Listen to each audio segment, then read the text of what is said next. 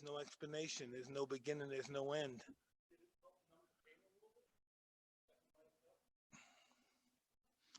No, it just numbs me. It doesn't numb the pain.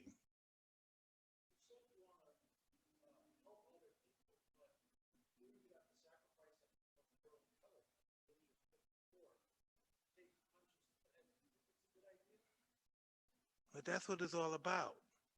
I've done everything for myself. So what happens if I die? No, really, what happens? I may begin to live when I die. No one knows what dying's like. It has to be beautiful. Dying can't be bad because living is great. So dying has to be something special.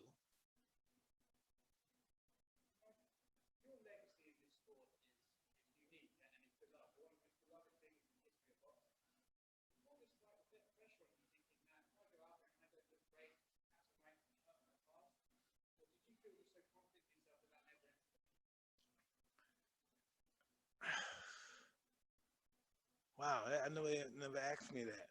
The thought of failure never creeped in my mind. I never is that failure. I don't know. I don't fuck. I don't damn. That was a hell of a question. No, in a way of I just how do I answer that question? I never think of my. I always God forgive me, God. I always think of myself as grandeur. I always think of myself as a roaring gladiator like Alexander the Great. I feel like I'm a ruler when I'm in my mind thinking about accomplishing something. I think possible, nothing's impossible to somebody who tries. So I never think about failure in that perspective. I think about failing, but not in that perspective.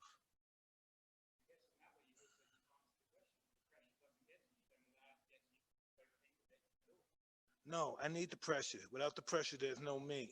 Without the pressure, I don't have the guts to say, hey, I'm gonna fight this guy. I have to have the pressure. Anything that I'm afraid to do, I do it. If when I was young, when I was afraid to ask out a beautiful girl or a girl, whoever, I would do it. Even if she was saying no, I would just do it just because I was afraid to do it. And that's just how I live my life. I just I live to be humbled.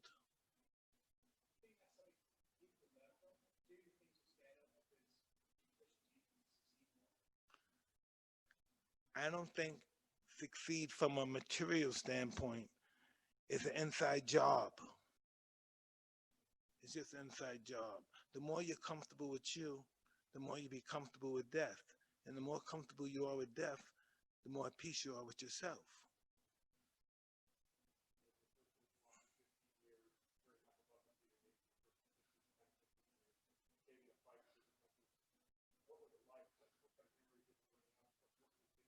I didn't have any memories. I just knew I belonged here.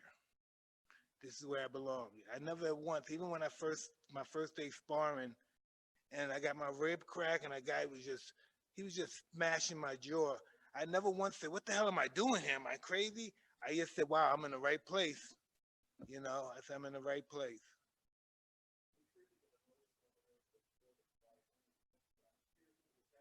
Excuse me, will you say that again?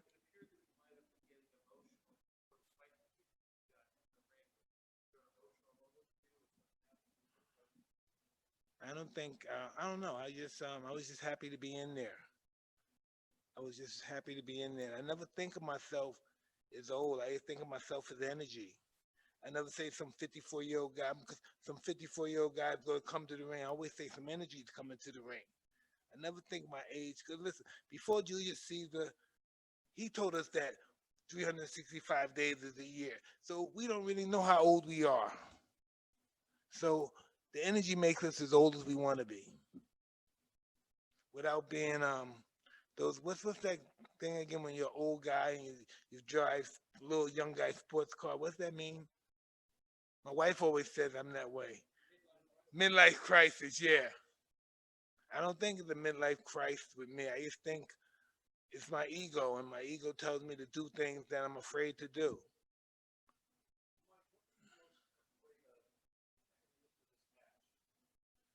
Just getting my ass kicked. My nose hurt right now, yeah. Very happy I did this. I will do it again.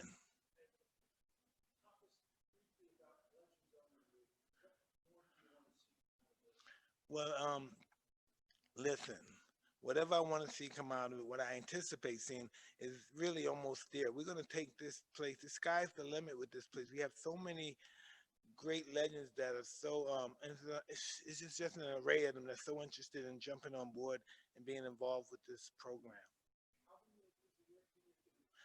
Listen, I had what 15 fights in 1 year. So let's just try to work on closer to that.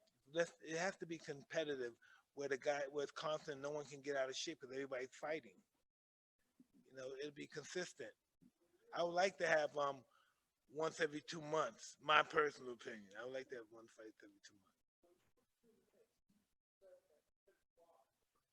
The first time I ever did mitts, when y'all saw that, and I got these 2 billion impressions. After that, I was in the bed for a couple of days. I couldn't get up. I had sciatica. Can you believe that combination gave me sciatica? Excuse me. I'm gonna work out. It become my lifestyle now. I'm never gonna be that guy. You know, I don't know, Fat Mike again and stuff, cokehead Mike. I ain't gonna be that guy no more.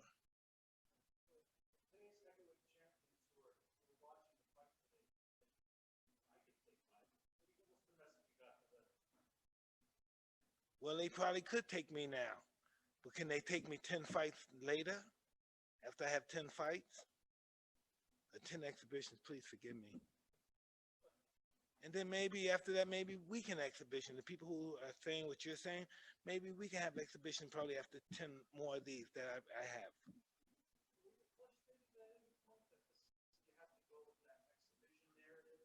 No, I wanted the exhibition narrative because from that perspective, I could work my charity better than being in professional fights and I'm fighting for my life and I want the belt and this and that and there's pressure on me. There's no pressure. My only pressure is that I won't have enough um, product to help the people who need to be helped in this particular situation. That is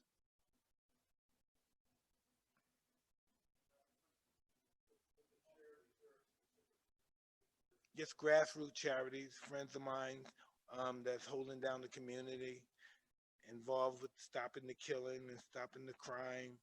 And those are the guys that I'm involved with that want to help the youth, the next generation. We don't want to lose the next generation to drugs and pandemics and everything. We have pride in our community, which is Brownsville, Brooklyn, and just Brooklyn in general, and just anybody. We have charities in Newport Beach. It's just we're doing a lot. We're doing a lot with little stuff. And so me doing these exhibitions and receiving things, that helps. That really helps.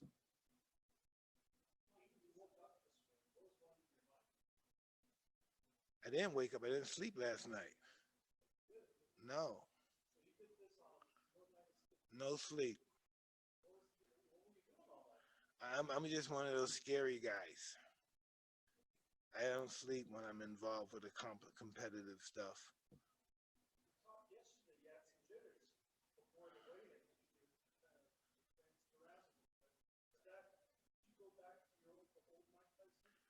The old Mike Tyson no longer exists. I, no, I just this was a new occasion for me. I was a bit nervous, but I just looked at the situation. Hey, this is a better cause than me. Why am I nervous? This is going to be good. You know, I didn't expect to do anything. I just expect to go to 8 rounds and try to and entertain the crowd and be able to do what I want to do in these grassroots situations.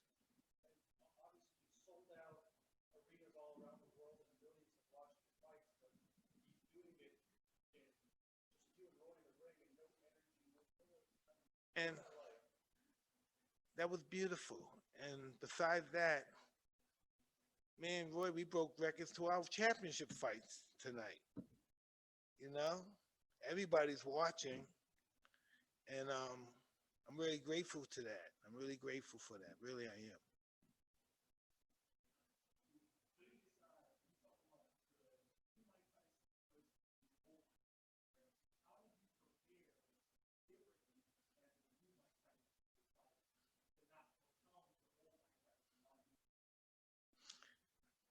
I'm here for a purpose. I'm not here for my ego. My ego is taking the money and buying some planes and some nice houses and packing up a bunch of chicks and have some orgies and stuff. This is not who that is right now. That guy was just somebody that had to be eventually. He was a platform to become me.